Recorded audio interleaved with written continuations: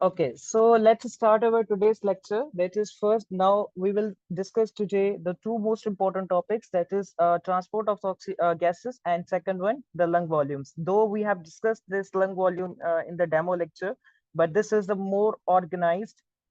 So inshallah, we will cover it. So first is the transport of the gases. That is the transport of the oxygen and the transport of the carbon dioxide. Both we have to discuss, but first, before moving towards the further, there are the some concepts that we should know. कुछ चीजें हैं जो हमें पता होनी चाहिए before moving on these topics. First is a very important concept. What do you mean by the partial pressure? आप जब भी गैस के बारे में पढ़ते हो, एक क्रम आपके पास आता है, that is partial pressure क्या है? Partial pressure is nothing but it is the pressure which is exerted by a specific gas and a mixture of the gases. इसका सिंपल मतलब है, आप एयर है, air is a mixture of the gases, उसमें nitrogen भी है, carbon dioxide भी है और ऑक्सीजन भी है। तो हर गैस का जो स्पेसिफिक प्रेशर है जो उस मिक्सचर ऑफ गैसेस में लग रहा है, that is called as a partial pressure. Simple. उसके बाद there is some more concept, that is what do you mean by the loading. Loading का टर्म हम इस्तेमाल करते हैं when there is attachment of the oxygen with haemoglobin, that is called as the loading. Unloading या deloading का मकसद है जब हेमोग्लोबिन से आपकी ऑक्सीजन निकल जाए, that is called as the unloading. Loading common sense से लंग्स में होती है, गैस एक्सचेंज वहां पे हो रही है। डीलोडिंग टिश्यूज में होती है, बिकॉज आपने टिश्यूज को ऑक्सीजन देनी होती है। उसके बाद there are the some abbreviations जो हम हर जगह देखते हैं, दैट इज FiO2 क्या है, that is partial pressure of the oxygen in the atmosphere. PaO2 जो आप कैपिटल लिखते हो, PO2 मतलब पार्शियल प्रेशर। अब अगर इसके आगे आप बिग ए लिखोगे, दैट मींस एल्व्यूलर। स्मॉल ए लिखोगे, that means artery. So whenever I से कि PaO2 मैं बिग लिख रहा हूं, तो इसका मतलब है partial pressure of oxygen alveolar. जब मैं उसको स्मॉल लिख रहा हूं, तो means partial pressure of the oxygen in the artery. तो ये दो चीजें बड़ी इंपॉर्टेंट है for understanding the further concept. PVO2 venous partial pressure of oxygen, मतलब partial pressure of oxygen venous blood में कितना है, उसको मैं लिखूंगा PVO2। यहां तक ये कंसेप्ट क्लियर है? तो फिर मैं आगे चलूं, please write down in the chat box. ये सारी चीजें यहां तक क्लियर है?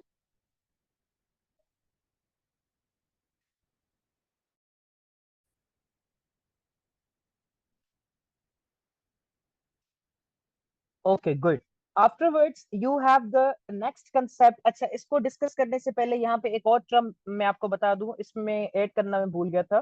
That is affinity. What do you mean by the affinity of the oxygen? क्या है? आप हर जगह वर्ड देखेंगे एफिनिटी एफिनिटी। एफिनिटी का मतलब है the ability of the haemoglobin to bind with oxygen, मतलब आपकी जो ऑक्सीजन है उसकी जो बाइंडिंग कैपेसिटी है हेमोग्लोबिन के साथ, that is called as the affinity. Oxygen कितना हेमोग्लोबिन के साथ अटैच हो रहा है, that is called as affinity of the oxygen. Simple.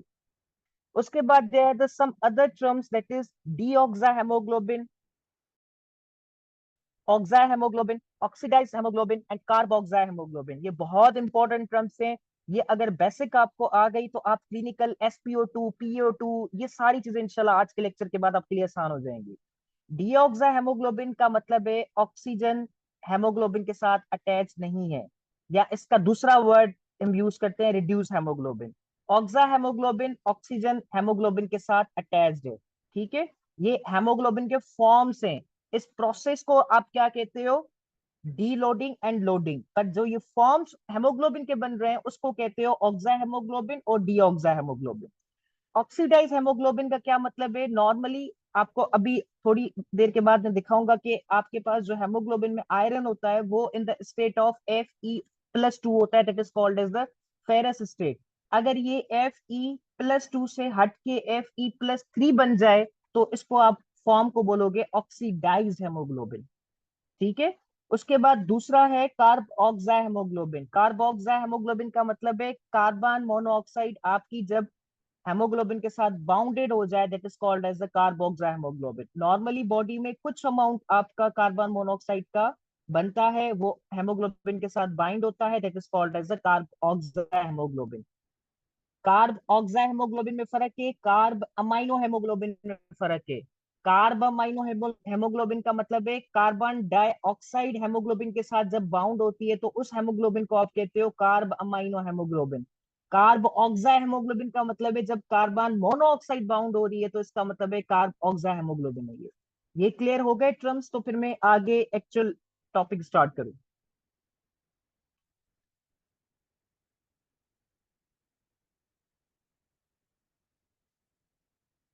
Good. So afterwards आपके पास एटमॉस्फेरिक एयर है, आपने पार्शियल प्रेशर ऑफ का कंसेप्ट पढ़ लिया है। तो एयर इट इज, मैंने कहा कि ये मिक्सचर ऑफ गैसेस है। नाइट्रोजन भी है, कार्बन डाइऑक्साइड भी है, ऑक्सीजन भी है। ऑक्सीजन का अलग पार्शियल प्रेशर होगा, नाइट्रोजन का अलग पार्शियल प्रेशर होगा, कार्बन डाइऑक्साइड का अलग पार्शियल प्रेशर होगा। We are not concern with other gases but we are just here concern with our night oxygen and carbon dioxide. Clear? तो अब ये जो एटमॉस्फेरिक में प्रेशर आपका लगा रही है गैसेस, उसको आप कैसे शो करोगे? FiO2। ऑक्सीजन है तो FiO2, जो भी गैस है उसका आप नाम लिखोगे Fi के साथ। ठीक है। अब यही पार्शियल प्रेशर, ये कुछ वैल्यूज आपको याद होनी चाहिए कि partial pressure of oxygen आर्टियल blood में कितना है, वीनस ब्लड में कितना है, PCO2 आर्टियल ब्लड में कितना होता है, और वीनस ब्लड में कितना होता है। You can take the screenshot of this, उसको आप बात कर सकते हो। ये टोटली रखा है। ठीक है। उसके बाद एक और concept that you should know कि हेमोग्लोबिन ऑक्सीजन को रेडली एक्सेप्ट करता है जब partial pressure of oxygen haemoglobin में ज्यादा होता है। जब पार्शियल प्रेशर ऑफ ऑक्सीजन कम हो गया तो हेमोग्लोबिन ऑक्सीजन को निकालेगा। ये कंसेप्ट और अभी जब आगे चलेंगे तो इंशाल्लाह और ज्यादा क्लियर होगा आपका। I will get back to this slide इंशाल्लाह आफ्टर फर्दर, जब मैं आपको समझाऊंगा। ये भी चीजें आपको आगे डिस्कस हो जाएंगी। तो अब एक्चुअल टॉपिक स्टार्ट करते हैं, दैट इज हमने ऑक्सीजन की कार ट्रांसपोर्ट पढ़नी है और कार्बन डाइऑक्साइड ट्रांसपोर्ट पढ़नी है। इसका मतलब है मुझे ऑक्सीजन को लंग्स से लेके टिश्यूज तक ले जाना है और कार्बन डाइऑक्साइड को टिश्यू से लेके लंग्स तक लेके आना है। हमारा एक्चुअल ट्रांसपोर्ट ऑफ गैस का मतलब ये है। तो ये याद रख लें कि कोई भी गैस हो उसको तीन फॉर्म्स में ट्रांसपोर्ट किया जाता है। या तो वो बाउंडेड फॉर्म में ट्रांसपोर्ट होती है, या तो वो डिसॉल्व फॉर्म में ट्रांसपोर्ट होती है, या तो वो केमिकल मॉडिफाइड फॉर्म में ट्रांसफर होती है। तो जब आप ऑक्सीजन की बात करते हो, it is transported by the two methods. When you talk about the carbon monoxide, it is transported by the three forms. So these are the methods. Carbon dioxide तीन फॉर्म्स के थ्रू होगी, that is जो physically dissolve, bounded to haemoglobin और bicarb, ये तीनों methods use करेगी जो मैंने आपको अभी ये बताए हैं। ऑक्सीजन सिर्फ दो मेथड यूज करेगी, दैट इज बाउंडेड फॉर्म और dissolve form, bounded to the haemoglobin and dissolve into the plasma. So now this is same in the transport of the gases. We have to discuss कि मुझे car oxygen को lungs से लेके tissues तक लेके जाना है, कार्बन डाइऑक्साइड को टिश्यूज से लेके लंग्स तक लेके आना है। तो जो कार्बन डाइऑक्साइड टिश्यूज से लेके लंग्स तक आएगी वो तीन फॉर्म्स यूज करेगी, और ऑक्सीजन जो लंग्स से लेके टिश्यूज तक जाएगी वो दो फॉर्म्स यूज करेगी। Am I clear up to this? ये यहाँ तक क्लियर है? Please write down the chat box quickly so I can move. Doctor Arooj सिर्फ लिख रही हैं, बाकी कहाँ गए? 10 ऑनलाइन हो, एक में हूँ, तो बाकी नो। एक्सेलेंट, गुड, ठीक है। थोड़ा सा जाग जाए। उसके बाद एक कंसेप्ट याद कर लें कि जो ये डिसॉल्व फॉर्म ऑफ गैस होता है, that determines the partial pressure of the gas. इसका मतलब है कि अगर मैं पार्शियल प्रेशर को बढ़ाऊंगा तो उसका डिसॉल्व फॉर्म बढ़ेगा। क्लियर? ये एक कंसेप्ट अपने जहन में रख लें कि जो ये डिसॉल्व फॉर्म है किसी भी गैस का, वो उसके एक्चुअली पार्शियल प्रेशर को शो करता है।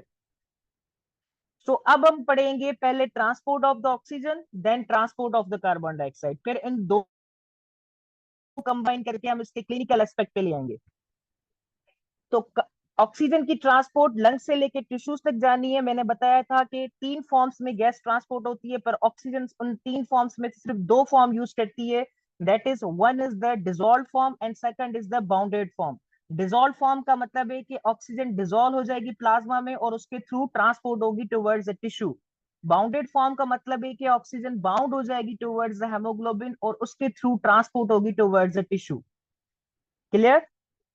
सो मेजॉरिटी आपकी जो फॉर्म ऑफ ऑक्सीजन यूज होती है वो बाउंडेड फॉर्म यूज होती है, दैट इज 98% आपकी जो ट्रांसपोर्ट है ऑक्सीजन की वो बाउंडेड फॉर्म के थ्रू होती है, और 2% आपकी डिजोल्व फॉर्म के थ्रू होती है। तो हमें ये दोनों फॉर्म्स यूज करने हैं और इनकी इंपॉर्टेंस को समझना है। तो first is your dissolve form of the oxygen. Dissolve form of the oxygen मतलब आपकी ऑक्सीजन प्लाज्मा में डिजोल्व है, मतलब गैस लिक्विड में डिजोल्व है। तो जब भी कोई गैस लिक्विड में डिजोल्व होती है तो आपका वहां पे एक केमिस्ट्री का लॉ होता है जिसको हम कहते हैं हेनरीज लॉ। तो ऑब्वियस सी बात है, यहाँ पे ऑक्सीजन गैस है और प्लाज्मा लिक्विड है, वहां पे वो डिजोल्व हो रही है। तो मुझे डिजोल्व फॉर्म ऑफ ऑक्सीजन जो ये समझाएगा वो एक लॉ समझाएगा जिसको मैं कहूंगा हेनरीज लॉ। तो हेनरीज लॉ क्या कहता है? Amount of the gas that is dissolved in a liquid is directly proportional to the gas partial pressure। जितना आप गैस को डिसॉल्व करेंगे उसका उतना पार्शियल प्रेशर होगा। उसका फार्मूला क्या है? C is equals to K into P। C that is concentration of gas in liquid, वो इक्वल है K that is Henry's law constant, हर गैस का अलग अलग होगा, और P for partial pressure of the gas जिसका आप पता कर रहे हो।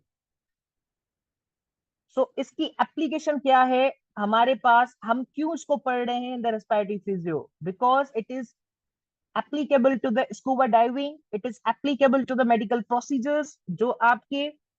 जी बिल्कुल, फार्मूला नहीं आएगा, बट इसकी जो इंपॉर्टेंस है एग्जाम में क्या आएगी वो मैं भी बताऊंगा आपको। ये जो एप्लीकेशन हैं दीज आर मोस्ट इंपॉर्टेंट, कि आप ये डिजोल्व फॉर्म ऑफ ऑक्सीजन क्यों पढ़ रहे हो। स्कूबा डाइविंग, उसमें नाइट्रोजन और ऑक्सीजन सॉल्युबिलिटी के बारे में पूछा जाता है। ये 5 एप्लीकेशन हैं जो आपको आनी चाहिए कि आप डिजोल्व ऑक्सीजन का इसमें क्या रोल है। ठीक है, अब सवाल ये है कि डिसॉल्ट को मैंने कैलकुलेट किया बाय द हेनरीज लॉ। ठीक है, इसको मैं फार्मूला को थोड़ा और सिंपल करूं तो मैंने बताया कि कांस्टेंट था। तो अब dissolve form of the oxygen आपका आर्टीरियल में भी होगा, वेनस में भी होगा, ऐसे ही है। बिकॉज प्लाज्मा है ना, ब्लड है, तो ब्लड के तो अब दो दो फॉर्म्स होंगे, एक आपका वेनस, दूसरा होगा आर्टीरियल। तो मुझे dissolve form of oxygen RTL में भी कैलकुलेट करना है, वेनस में भी कैलकुलेट करना है। फार्मूला सेम रहेगा, that is solubility of the oxygen, जो कांस्टेंट है वो है 0.003, और partial pressure of the oxygen in arterial blood अभी पढ़ा है हमने 98 है, और वेनस ब्लड में 40 है। आप वैल्यू निकालेंगे तो आर्टीरियल की मिलेगी 0.39 ml और वेनस में मिलेगी 0.12 ml। अब सवाल ये सर, ये मैथमेटिक्स क्यों बता रहे हैं आप हमें? इसलिए कि अगर आप इस मैथमेटिक्स को देखेंगे तो इसका मतलब है कि पर डेसीलीटर ऑफ ब्लड में सिर्फ 0.39 ml ऑफ ऑक्सीजन जा रही है, जो कि बहुत ज्यादा कम है। मेरे टिश्यूज की डिमांड इससे कहीं ज्यादा गुना ज्यादा है। तो अब सवाल है कि तो मतलब डिजोल्व फॉर्म ऑफ ऑक्सीजन तो बहुत कम ऑक्सीजन को ट्रांसपोर्ट कर रहा है, तो बाकी ऑक्सीजन की ट्रांसपोर्ट मेरी हेमोग्लोबिन के साथ होगी। ये तो मसला हल हो गया मेरा। पर सवाल ये है कि कुदरत ने इसको फिर रखा क्यों है जब ये थोड़ी सी ट्रांसपोर्ट ऑफ ऑक्सीजन कर रहा है? देखिए, कुदरत की कोई भी चीज बेकार नहीं होती, हमें नहीं समझ में आती, पर कुदरत की हर चीज में ब्यूटी होती है। इसकी ब्यूटी क्या है कि बेशक आपकी ऑक्सीजन इस फॉर्म के थ्रू थोड़ी ट्रांसपोर्ट हो रही है, बट उसकी बहुत ज्यादा इंपॉर्टेंस है। क्या इंपॉर्टेंस है? इसके दो रीजन हैं। एक रीजन ये है कि it determines the PO2 in the blood. आपका जो ये डिसॉल्व फॉर्म है ये एक्चुअल PO2 को डिटरमाइन कर रहा है। बिकॉज मैंने बताया था कि जो PO2 मतलब पार्शियल प्रेशर ऑफ ऑक्सीजन, शुरू में ही बताया था कि किसी भी गैस का पार्शियल प्रेशर आपका डिपेंड करता है उसके डिसॉल्व फॉर्म पे। तो ऑक्सीजन का जितना डिसॉल्व फॉर्म होगा PO2 उस पर डिपेंड करेगा। दूसरा, it is only stimulant to the peripheral chemoreceptor, जो हमने कल पढ़ा था कि hypoxia it is the major stimulant for the peripheral chemoreceptor, so it is the only stimulant to the peripheral chemoreceptors. ये इसकी थोड़ी सी क्लिनिकल इंपॉर्टेंस है रिलेटेड विद दिस। यहां तक चीज क्लियर है तो फिर मैं आगे चलूं। Is it clear up to this? Good. So सवाल ये है कि आपने डिजोल्व फॉर्म ऑफ ऑक्सीजन बता दिया, उसके थ्रू सिर्फ थोड़ी सी ऑक्सीजन ट्रांसपोर्ट हो रही है। तो सवाल ये है, मेजोरिटी मुझे ट्रांसपोर्ट करना है वाया द हेमोग्लोबिन। तो मेरा मसला हल हो गया, कुदरत ने हेमोग्लोबिन मुझे दे दिया। अब हेमोग्लोबिन के थ्रू कैसे ट्रांसपोर्ट होगी, इसको थोड़ा सा समझना है। बिकॉज अगर आप हेमोग्लोबिन के थ्रू ट्रांसपोर्ट कर रहे हो तो हेमोग्लोबिन के बारे में पता होना चाहिए कि हेमोग्लोबिन के अंदर क्या पड़ा हुआ है। You all know that haemoglobin आपका आरबीसी के अंदर पड़ा हुआ होता है। अब जब आप एक हेमोग्लोबिन मॉलिक्यूल उठाते हो, तो एक हेमोग्लोबिन मॉलिक्यूल 4 प्रोटीन सब यूनिट्स का बना हुआ होता है।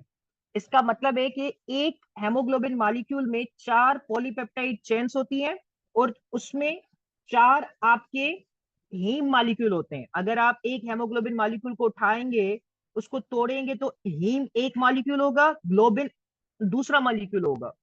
ऐसा ही है। तो एक हेमोग्लोबिन मॉलिक्यूल में आपकी 4 ग्लोबिन चेन्स होंगी और 4 हीम मॉलिक्यूल होंगे। यहां तक ये क्लियर है? मतलब एक हेमोग्लोबिन मॉलिक्यूल्स में 8 चीजें होंगी। ये बहुत बेसिक है, पर इसको मैं यहीं पे क्लियर करना चाह रहा हूं ताकि आगे चीज समझ में आए। एक हेमोग्लोबिन में 8 चीजें होंगी, कौन सी? 4 ग्लोबिन चेन्स होंगी और 4 हीम मॉलिक्यूल होंगे। अब जो आपके हीम मॉलिक्यूल है, एक हीम मॉलिक्यूल में एक आयरन होगा, तो इसका मतलब है एक हेमोग्लोबिन मॉलिक्यूल में 4 आयरन होंगे। क्लियर? अब जो ऑक्सीजन हेमोग्लोबिन के साथ बाइंड करती है, वो इस आयरन के साथ बाइंड करती है। ठीक है? तो मतलब ये मैं कह सकता हूं कि एक haemoglobin molecule 4 molecule of oxygen को बाउंड करेगा। मतलब 4 haem groups will take up the oxygen molecules, and इसका मतलब है एक हेमोग्लोबिन मॉलिक्यूल आपके 4 ऑक्सीजन मॉलिक्यूल्स को बाउंड करेगा। ये क्लियर है कंसेप्ट? तो फिर मैं आगे चलूं, यहां तक चीज क्लियर है ये?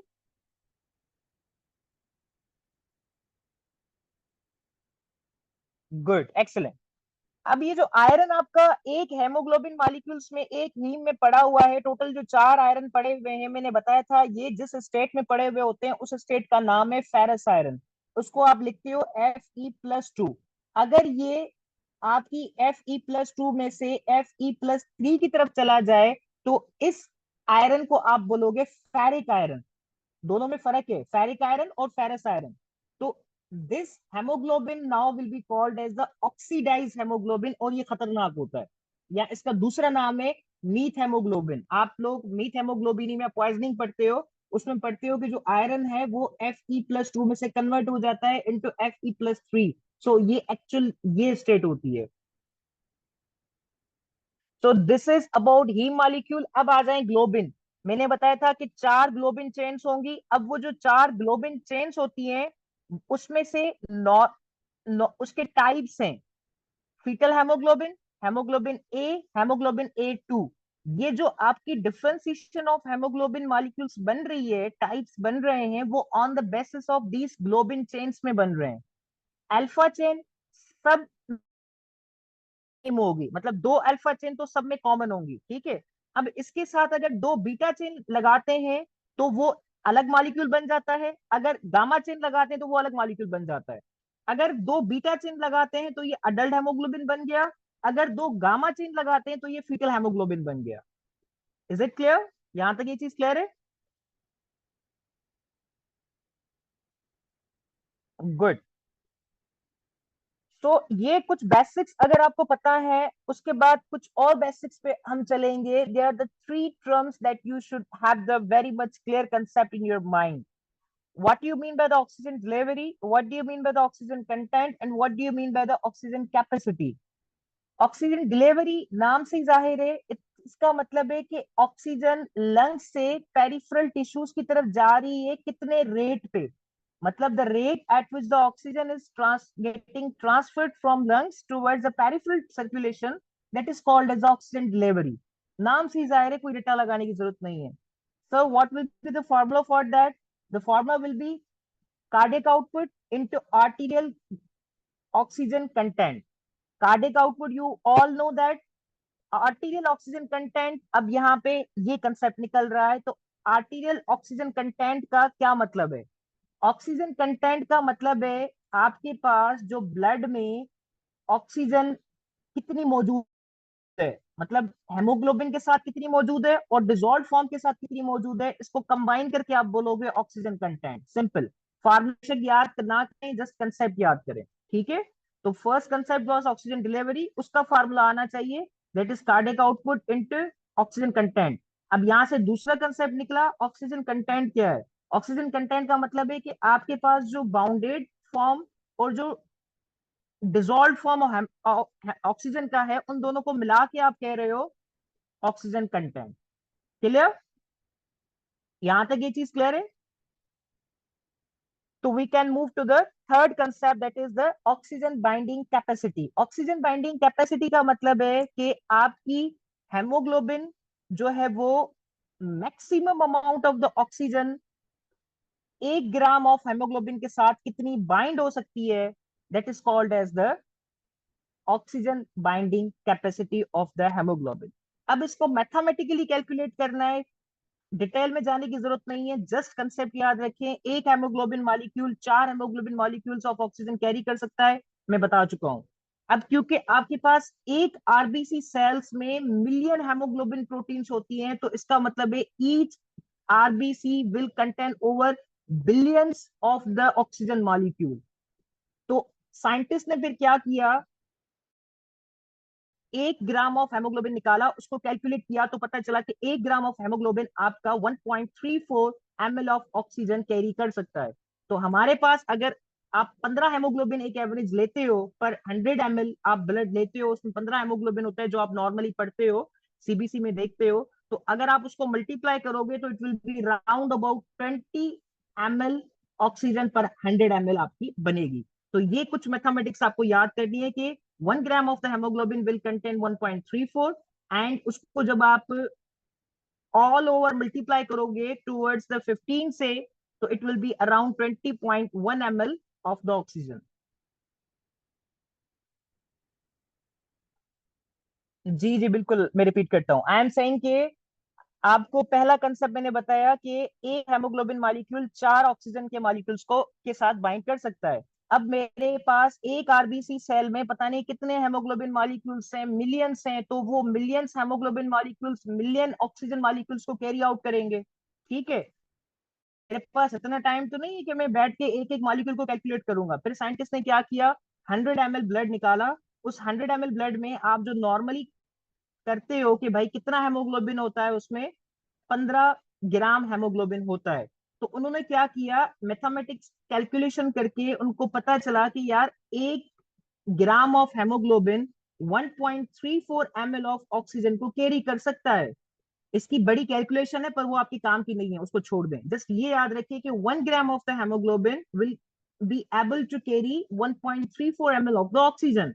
तो 15 ग्राम ऑफ हेमोग्लोबिन जो हम एवरेज लेते हैं, वो कैरी आउट करेगा around 20.1 ml of the oxygen.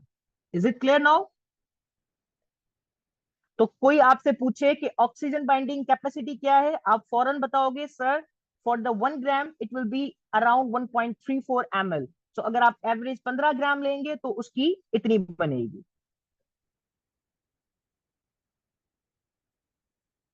उसके बाद एक और कंसेप्ट आपके पास वेरी हाई यील्ड है, दैट इज, आपने जब ये पढ़ा कि सर ऑक्सीजन जो है वो मेजरली ट्रांसपोर्ट हो रही है वाया द हेमोग्लोबिन। ठीक है, समझ में आ गई चीज, कितनी ऑक्सीजन ट्रांसपोर्ट हो रही है वो भी समझ में आ गया। अब सवाल ये है कि what are the factors that decide this bound between the haemoglobin और ऑक्सीजन। एक सवाल आता है ना जहन में कि सर क्या चीज होगी जो डिसाइड करेगी कि ऑक्सीजन कितनी हेमोग्लोबिन के साथ बाउंड होगी। तो उसकी बड़ी डिटेल है, बट उसका एक मेजर कंसेप्ट याद कर ले, the main factor that influence the oxygen saturation, it is the partial pressure in the oxygen. ये पार्शियल प्रेशर ऑफ ऑक्सीजन ही है जिसकी बेसिस पे आपकी बॉडी को पता चलेगा कि यार हेमोग्लोबिन को कितने ऑक्सीजन मॉलिक्यूल्स बाइंड करने। ठीक है, तो कुदरत की ब्यूटी देखें, आपका डिजोल्व ऑक्सीजन बिल्कुल थोड़ी ऑक्सीजन कैरी कर रहा है, बट उसका आगे फैक्टर वो इनडायरेक्टली आपका बाउंडेड फॉर्म ऑफ हेमोग्लोबिन पे इफेक्ट कर रहा है. सो अगर मैं इसको समराइज करूं तो I will say the one main factor that decide the bounding between oxygen with hemoglobin, it is the partial pressure of the oxygen. और partial pressure of the oxygen कैसे डिटरमाइन होगा? by the dissolved form of the oxygen. am I clear? ये चीज यहां तक clear है तो फिर मैं आगे चलूं.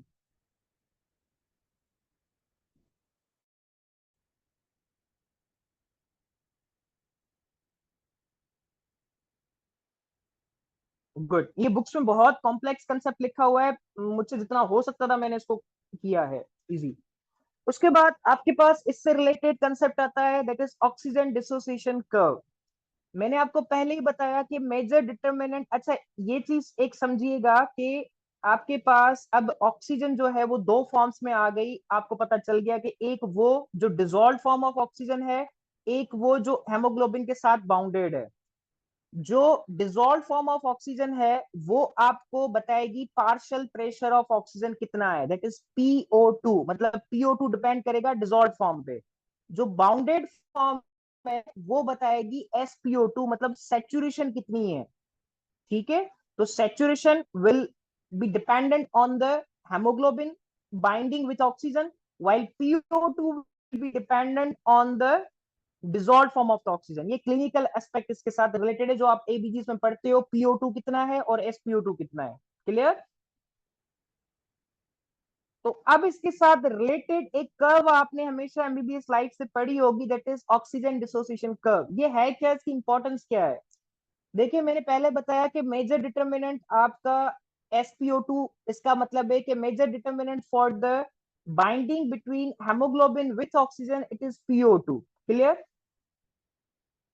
तो उसका जो आपका एसोसिएशन है, उसका जो एक रिलेशन है, वो वाया द कर्व आपको डिस्प्ले किया है साइंटिस्ट ने. उस कर्व का नाम है ऑक्सीजन डिसोसिएशन कर्व. ठीक है. तो मतलब ये कि ऑक्सीजन का हेमोग्लोबिन के साथ क्या रिलेशनशिप है, उसको मैथमेटिकली साइंटिस्ट ने एक कर्व पे जो है वो डिस्कवर किया है. उस कर्व में ऑक्सीजन डिसोसिएशन कर्व. तो सवाल ये बनता है कि सर अगर ऑक्सीजन का हेमोग्लोबिन के साथ रिलेशनशिप आप मैथमेटिकली एक कर्व पे कर रहे हैं, तो what about carbon dioxide? Yes, carbon dioxide का हेमोग्लोबिन के साथ क्या रिलेशनशिप है, उसको भी साइंटिस्ट ने एक कर्व मैथमेटिकली एक्सप्रेस किया है. उस कर्व का नाम है carbon dioxide dissociation curve. So there are two curves, oxygen dissociation curve and carbon dioxide dissociation curve. हम लेक्चर्स में सिर्फ ऑक्सीजन डिसोसिएशन कर्व को डिस्कस करते हैं. Why? Because 98% of the oxygen is transported through haemoglobin. Carbon dioxide dissociation curve को क्यों discuss नहीं करते हैं? Because only very few amount of the carbon dioxide is transported through hemoglobin, while majority is transported through the bicarbonate, जो हम आगे चल के पढ़ेंगे. तो ये कंसेप्ट अपने दिमाग में यहाँ पे क्लियर कर लें. Is it clear?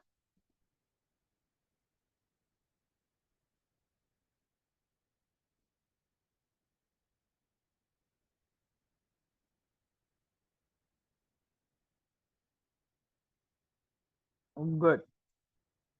So now we have to remember this कि ये जो ऑक्सीजन डिसोसिएशन कर्व है ये सिग्मोइड शेप होती है. ठीक है.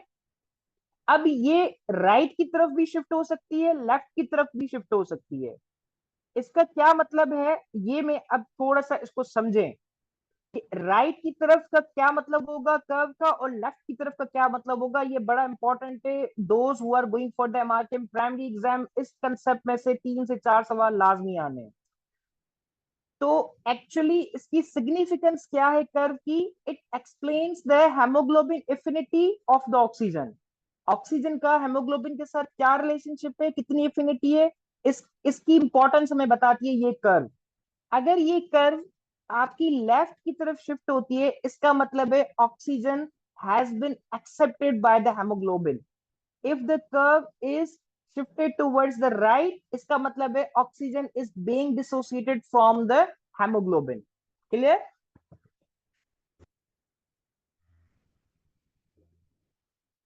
Normal shape of the curve is sigmoid shape. अब वो सिग्मोइड शेप दो डायरेक्शंस में मूव हो सकती है, इधर लेफ्ट और राइट।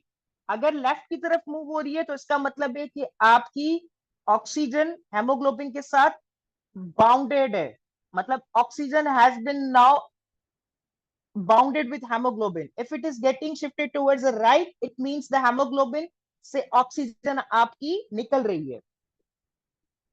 तो सवाल ये है, ये मैं सारा बता चुका हूं ऑलरेडी। तो सवाल ये है कि कौन से ऐसे फैक्टर्स हैं जो कर्व को राइट साइड की तरफ शिफ्ट करेंगे, कौन से ऐसे फैक्टर्स हैं जो कर्व को लेफ्ट साइड की तरफ शिफ्ट करेंगे। एवरीथिंग इंक्रीज, हर चीज आप जब इंक्रीज करोगे, that is partial pressure of the carbon dioxide को बढ़ा दो, बॉडी टेम्परेचर को बढ़ा दो, हाइड्रोजन आइंस को बढ़ा दो, 2-3 ppg को बढ़ा दो, एक्सरसाइज करो, एल्टीट्यूड करो, in all these conditions your curve will be shifted towards the right side. तो जब कर्व शिफ्टेड हो जाएगी टुवर्ड्स द राइट साइड, तो मतलब ये है कि आपकी हेमोग्लोबिन से ऑक्सीजन निकलती जाएगी। ठीक है, तो ये सारे फैक्टर्स अगर आएंगे तो ये कर्व को राइट साइड की तरफ शिफ्ट करेंगे। इसका मतलब है अगर मैं partial pressure of carbon dioxide बढ़ा दूं तो मेरी कर्व किस तरफ शिफ्ट होगी, लेफ्ट और राइट।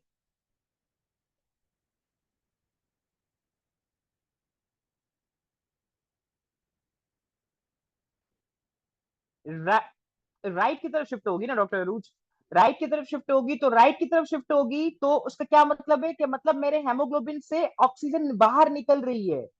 ठीक है, तो everything increase, curve will be shifted towards the right. Hydrogen ions जब इंक्रीज है तो कर्व आपकी राइट साइड की तरफ शिफ्ट है। तो हाइड्रोजन आइंस जब बढ़ते हैं तो पीएच क्या होती है, कम होती है। तो इन दोनों टर्म्स को ख्याल करना है कि हाइड्रोजन आइंस बढ़ रहे हैं, कर्व शिफ्ट होगी राइट साइड की तरफ। पर जब हाइड्रोजन आइंस बढ़ते हैं तो पीएच क्या होती है, एसिडोसिस होती है। तो मतलब पीएच यहाँ पे कम होगी। तो अगर पीएच कम है तो कर्व शिफ्ट होगी टुवर्ड्स द राइट साइड। इसको दूसरे लफ्जों में आप कहोगे कि increase hydrogen ions will shift the curve towards the right side. Same in the case for left side. Left side में सारे फैक्टर्स आप उसके अपोजिट कर लो, दैट इज उन सबको आप क्या करोगे, डिक्रीज कर लो। Decrease partial pressure of the carbon dioxide, decrease partial pressure, that is body temperature को कम कर दो, हाइड्रोजन आइंस को कम कर दो, 2-3 बीपीजी को कम कर दो। दिस ऑल फैक्टर्स जब आप डिक्रीज कर दोगे तब आपकी लेफ्ट तरफ की तरफ शिफ्ट हो जाएगी। लेफ्ट तरफ की तरफ शिफ्ट हो जाएगी तो इसका मतलब है कि आपकी ऑक्सीजन हेमोग्लोबिन के साथ बाउंडेड है, वो वहां से रिलीज नहीं हो रही। इसके अलावा कुछ और फैक्टर्स भी हैं जो कर्व को लेफ्ट तरफ की तरफ शिफ्ट करवाते हैं, that is carbon monoxide, myth haemoglobin और फीटल हेमोग्लोबिन। क्लियर, यहां तक ये चीज क्लियर हो गई।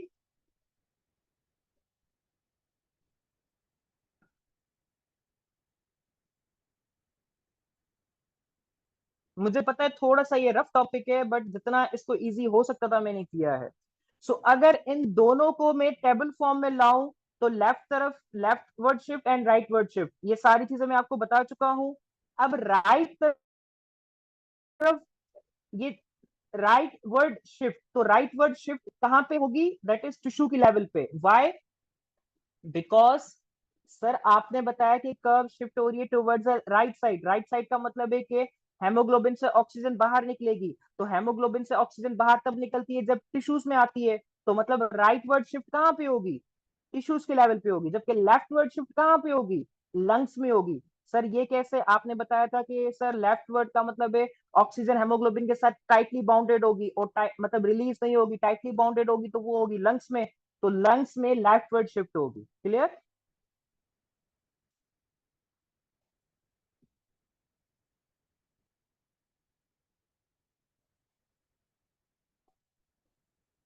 ये चीज क्लियर हो गई। बोहर इफेक्ट, हेल्डन इफेक्ट उसको छोड़ दें, वो भी थोड़ी देर में आगे पढ़ाऊंगा। Excellent, good. तो अगर ये चीज क्लियर है यहाँ पे तो we can move towards the next, that is the transport of the carbon dioxide. ठीक है, कार्बन डाइऑक्साइड की ट्रांसपोर्ट मैंने ऑलरेडी बताया, ये इजी है एज कम्पेयर टू ऑक्सीजन के। There are the three ways by which the carbon dioxide can be transported, that is physically dissolve, bounded towards haemoglobin and bicarbonate. Majority आपकी bicarbonate के form में होती है, physically dissolve 10% और 30% आपकी bounded towards the haemoglobin होती है। तो जब हेमोग्लोबिन के साथ बाउंड होगी तो कर्व बनेगी, that is called as the carbon dioxide dissociation curve. उसको हम नॉर्मली डिस्कस नहीं करते हैं, बिकॉज आप देखेंगे यहाँ पे सिर्फ 30% आपकी यहाँ पे ट्रांसफर हो रही है, ठीक है। मेजोरिटी बाइकार्बोनेट के थ्रू ट्रांसफर हो रही है। दिस इज अनदर कंसेप्ट कि कार्बन डाइऑक्साइड जब आपकी हेमोग्लोबिन के साथ बाउंड होगी तो that will form the carb amino haemoglobin. और कार्बन डाइऑक्साइड जो है वो ग्लोबिन पोर्शन के साथ बाउंड होती है, जबकि ऑक्सीजन जो है वो हीम पोर्शन के साथ बाउंड होती है। मैंने ऑलरेडी बताया कि ऑक्सीजन आपकी हीम पोर्शन में आयरन मौजूद होता है, उसके साथ बाउंड होती है, ठीक है। तो ये concept this should be clear to you. Carb amino haemoglobin अलग चीज है, कार्ब ऑक्सा हेमोग्लोबिन अलग चीज है, कंफ्यूज नहीं होना है। कार्ब अमाइनो हेमोग्लोबिन मतलब कार्बन डाइऑक्साइड कितनी बाउंडेड है टुवर्ड्स हेमोग्लोबिन। कार्ब अमाइनो मतलब कार्बन मोनोऑक्साइड कितनी बाउंडेड है टुवर्ड्स हेमोग्लोबिन। क्लियर?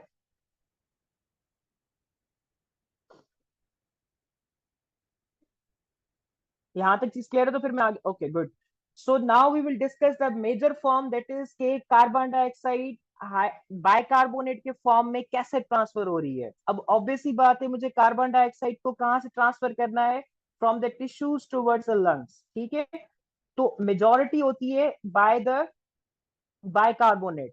अब इसमें आपका जो मेजर रोल होता है वो आरबीसी प्ले करते हैं। क्या करते हैं? बिकॉज आरबीसी के अंदर होता है जिसका नाम है कार्बोनिक एनहाइड्रेस।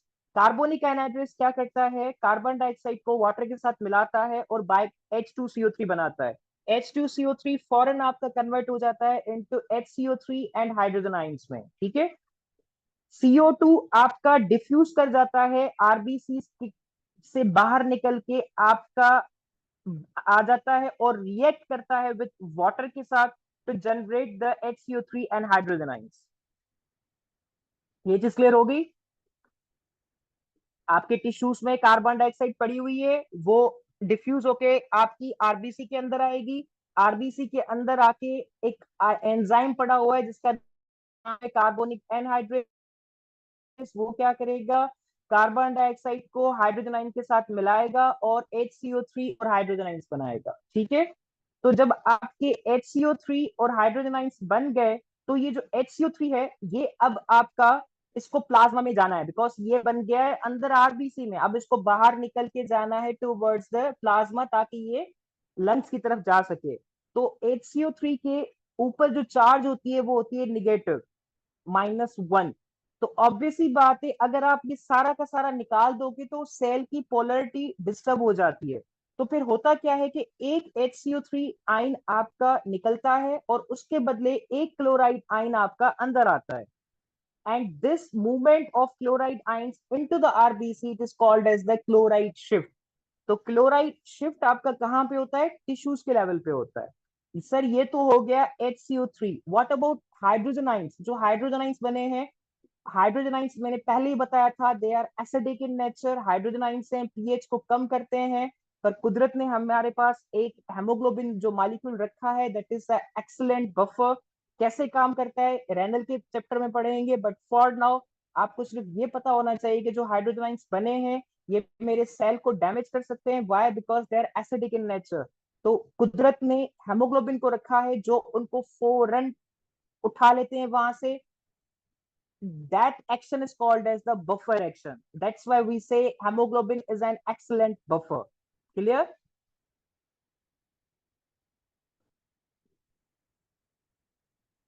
अब यहाँ पे क्योंकि हाइड्रोजन आइंस आपकी इस वेनस ब्लड में बन रहे हैं तो hydrogen ions acidic in nature होते हैं। इसको अगर आप थोड़ा सा कोरिलेट करेंगे विद क्लिनिकल तो वेनस की पीएच जो है वो एज कंपेयर टू आर्टीरियल के थोड़ी सी ज्यादा होती है, because of this hydrogen ions उसमें बन रहे होते हैं, ठीक है। ये थोड़ा सा क्लिनिकल से रिलेटेड था। अभी कार्बन डाइऑक्साइड के ट्रांसपोर्ट से related you have the two effects, one is called as the Haldane effect, second is called as the Bohr effect. दोनों की दोनों बहुत कंफ्यूजिंग है, इसको थोड़ा सा समझिएगा। बोहर इफेक्ट का मतलब है, अब बोहर इफेक्ट और हेल्डन इफेक्ट दोनों का कार्बन डाइऑक्साइड के ट्रांसपोर्ट के साथ रिलेशनशिप है, ठीक है। अब बोहर इफेक्ट का मतलब है कि आप ऐसा फिनोमेना जिसमें कार्बन डाइऑक्साइड को बढ़ाओ, हेमोग्लोबिन की जो इफिनिटी है फॉर द ऑक्सीजन वो कम हो जाए। तो जब हेमोग्लोबिन की इफिनिटी ऑक्सीजन की कम हो जाएगी तो मतलब ऑक्सीजन हेमोग्लोबिन के साथ बाउंड नहीं होगी। तो जब बाउंड नहीं होगी तो क्या होगा, हेमोग्लोबिन से बाहर निकलेगी। तो जब ऑक्सीजन हेमोग्लोबिन से ज्यादा बाहर निकलती है तो कर्व कहाँ पे शिफ्ट होती है, कर्व कहाँ पे शिफ्ट होती है, एक्सेलेंट, राइट साइड पे। तो मतलब सर मैं ये कह सकता हूं कि बोहर इफेक्ट एक ऐसा फिनोमेना है जिसमें कार्बन डाइऑक्साइड और हाइड्रोजन आयंस के बढ़ने से ऑक्सीजन आपकी हेमोग्लोबिन से डिसोसिएट हो जाती है, बाहर निकल जाती है और टिश्यूज की तरफ चली जाती है। तो जब ऑक्सीजन टिश्यू से निकल जाएगी तो कर्व राइट साइड की तरफ शिफ्ट होगी। So I can say Bohr effect will shift the curve towards the right side. और बोहर इफेक्ट में होता क्या है, कार्बन डाइऑक्साइड और हाइड्रोजन आयंस के बढ़ने से, मतलब बोहर इफेक्ट में सिर्फ दो चीजों का रोल होगा, कार्बन डाइऑक्साइड और हाइड्रोजन आयंस, और किसी चीज का रोल नहीं होगा। ये चीज समझने की है, ठीक है। उसके बाद है हेल्डन इफेक्ट। हेल्डन इफेक्ट का मतलब है कि ऐसा प्रोसेस जिसमें आप ऑक्सीजनेशन ऑफ हेमोग्लोबिन करवाओ और कार्बन डाइऑक्साइड को डिस्प्लेस करा दो। तो ऑब्वियस सी बात है, जब आपकी कार्बन ऑक्सीजन हेमोग्लोबिन के साथ टाइटली बाउंड होती है तो कर्व कहां पे शिफ्ट होती है, एक्सलेंट, लेफ्ट, ठीक है। तो इसका मतलब है, इसको याद करने का तरीका, बोहर, बोहर में आर आता है, आर मतलब राइट साइड की तरफ शिफ्ट होगा। हेल्डन इफेक्ट एल आता है, एल मतलब लेफ्ट की तरफ शिफ्ट होगा, ठीक है। सो अगर मैं इसको कंक्लूड करूं तो मुझे पता चलेगा कि when I want to load the oxygen I will use the Haldane effect and that will be in the lungs. But when I want to unload the oxygen, I will use the Bohr's effect and that will be in the tissue. Clear? ये concept बहुत complex है, पर अगर आपको ये concept पता चल गया आप कोई भी सीक्वेंस गलत नहीं करोगे इंशाल्लाह। गुड। सो अगर ये चीजें क्लियर हो गई है, now time to reform yourself into BCQ practice. अब आप अपने आप को टेस्ट करें, सुकून से क्वेश्चन पढ़ना है और आंसर देना है, जल्दी नहीं करनी। ये क्वेश्चन बार बार पूछा गया है, which of the following factors contribute to the Bohr effect. जल्दी नहीं कीजिएगा, ठीक है, जो पढ़ाया है उसके मुताबिक आंसर दें।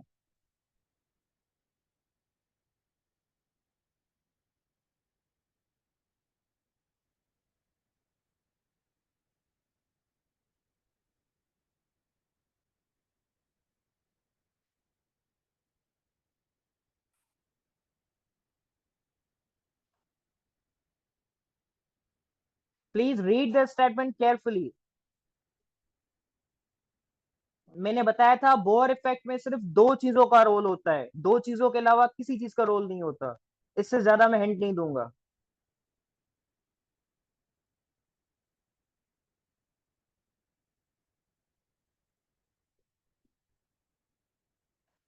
आप लोग बिल्कुल सही हो। आज जो लोग ई कह रहे हैं, हाई टेम्परेचर की वजह से भी आपकी कर्व राइट साइड की तरफ शिफ्ट होती है। बट मैंने बताया था बोहर इफेक्ट में सिर्फ और सिर्फ दो चीजें होती है, तो यहाँ पे आंसर डी इज करेक्ट, ठीक है। That is low pH and high पीसीओ2।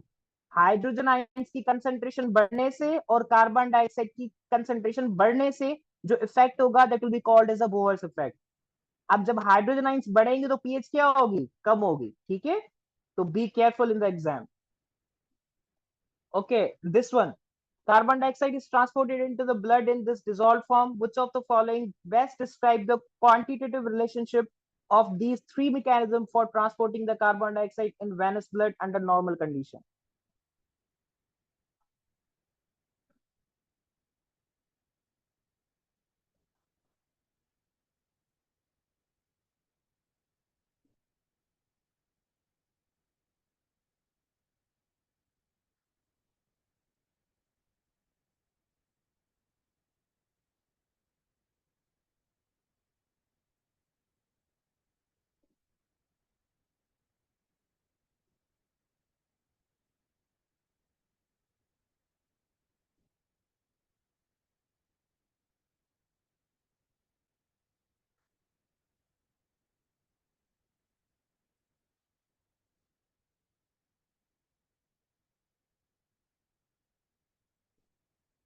देखिए इसमें थोड़ा सा कॉमन सेंस इस्तेमाल करें आप।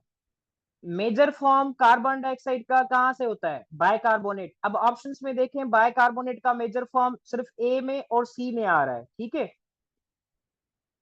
उसके बाद दूसरे नंबर पे फॉर्म कौन सा था? Carb amino haemoglobin.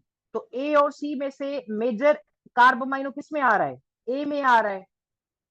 और आखिर में जो बचता है, लाजमी नहीं आप एग्जैक्ट वैल्यूज याद करें, जस्ट आप कंसेप्ट याद करें। ये पहले बाइकार्बोनेट, बाद कार्बामाइनो और उसके बाद फिजोल। अब उस सेंस में आप बताएं क्या होगा?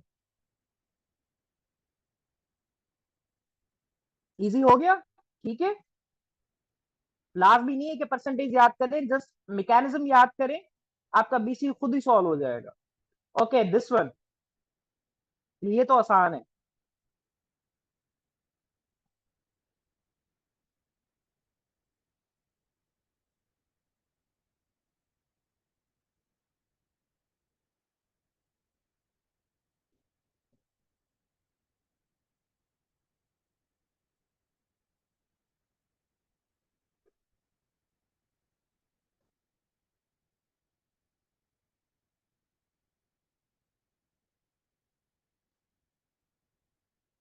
Excellent.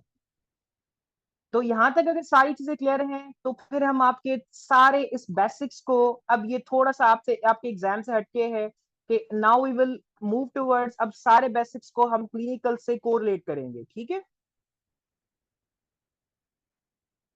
So here is the concept. आपके पास आता है what do you mean by the percent oxygen haemoglobin saturation. जो आप ये SpO2 करते हो, इसका क्या मतलब है ऑलरेडी बता चुका हूं। इसका मतलब है कि oxy haemoglobin, that is percent of the oxy haemoglobin to the total haemoglobin. Oxy haemoglobin मतलब ऑक्सीजन हेमोग्लोबिन के साथ अटैच्ड है। मतलब टोटल हेमोग्लोबिन में कितनी हेमोग्लोबिन ऑक्सीजन के साथ अटैच्ड है, उसको जब आप परसेंटेज के फॉर्म में निकालते हो, that is called as the percent saturation, और उसको आप लिखते हो SpO2, ठीक है। इसकी इंपॉर्टेंस क्या है? ये मुझे बताती है कि मेरे लंग्स कितने काम कर रहे हैं और कितना वहां से ऑक्सीजनेटेड ब्लड जा रहा है। नॉर्मल वैल्यू 97 एक रफ परसेंट आपके लेते हैं।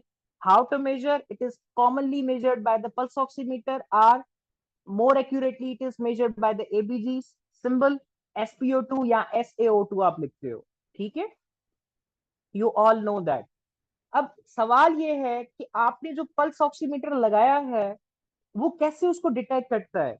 Actually in the blood you have the haemoglobin of various, उस आपके देखे ना, आपने उंगली हेमोग्लोबिन, आपकी जो उंगली है उसके अंदर कैपिलरीज हैं, ठीक है, उसमें ब्लड पड़ा हुआ है। आपने जैसे ही पल्स ऑक्सीमीटर के अंदर लगाई, आपको फॉरेन सेचुरेशन पता चलती है। मेरा सवाल आपसे ये है कि डॉक्टर साहब, आपके उस कैपिलरी ब्लड में अंदर सिर्फ हेमोग्लोबिन तो नहीं पड़ा हुआ ना, ऑक्सा हेमोग्लोबिन तो नहीं पड़ा हुआ, उसके अंदर डीऑक्सा हेमोग्लोबिन भी पड़ा हुआ है। थोड़ा बहुत जो कार्बन मोनोऑक्साइड वाला हेमोग्लोबिन है वो भी पड़ा हुआ है।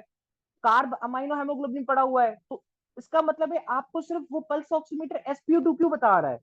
इसका जवाब है कि आपका जो ये ऑक्सीजन सेचुरेशन है, वो एक प्रोसेस के थ्रू होती है, that is called as spectrophotometry, ठीक है। इसमें आपकी लाइट वेवलेंथ मेजर होती हैं।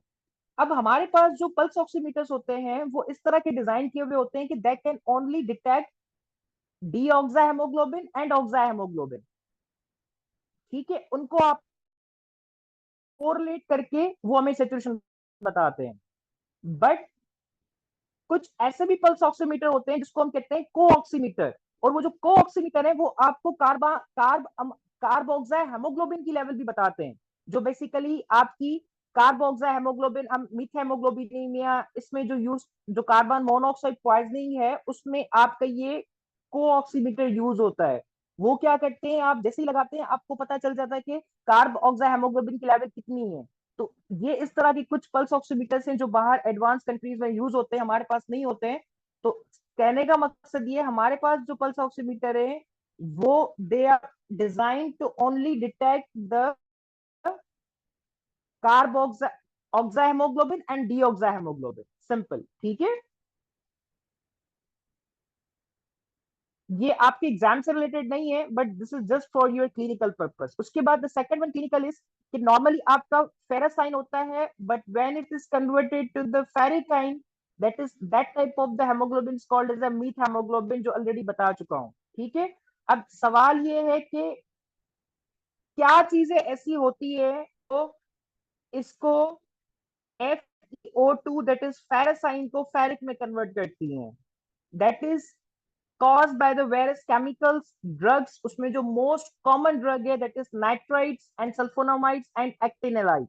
अगर ना भी याद करने हो तो जस्ट याद कर ले nitrites, this is very much important. ठीक है, कि nitrites these are the drugs that can cause the ferric form of oxygen. ठीक है। So this was our today's lecture. I hope so you have learned something. And inshallah, now we will start our regular classes for the enrolled candidates from 21st of the February, inshallah. So those who are interested for the further continuation of this course, they can contact Dr. Hassan, who is the admin of the this platform. So inshallah, they will enroll you. Let me know if there's any query regarding today's lecture or anything you want to say.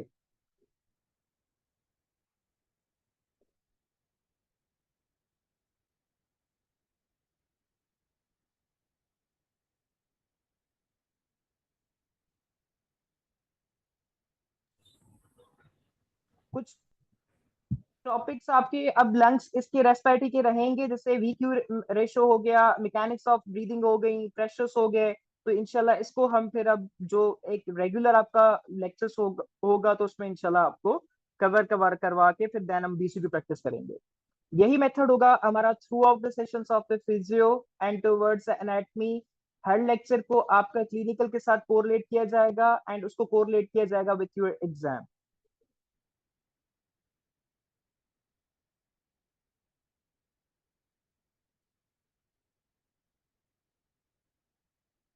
Any question, any query that you want to say?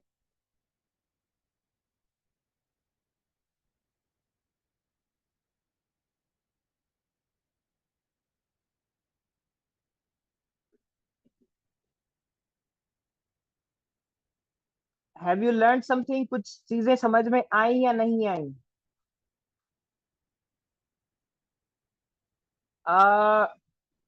No, मई से पहले आपका cover हो जाएगा। On 28 of the April आपका grand test होगा। आपका exam 13 मई को है, उससे पहले पहले आपका कोर्स खत्म हो जाएगा। आपके पास 2 वीक्स होंगे फॉर योर सेल्फ स्टडी। वो लेक्चर जो का जो पूरा स्केड्यूल है वो इंशाल्लाह डॉक्टर हसान आपसे शेयर करेंगे।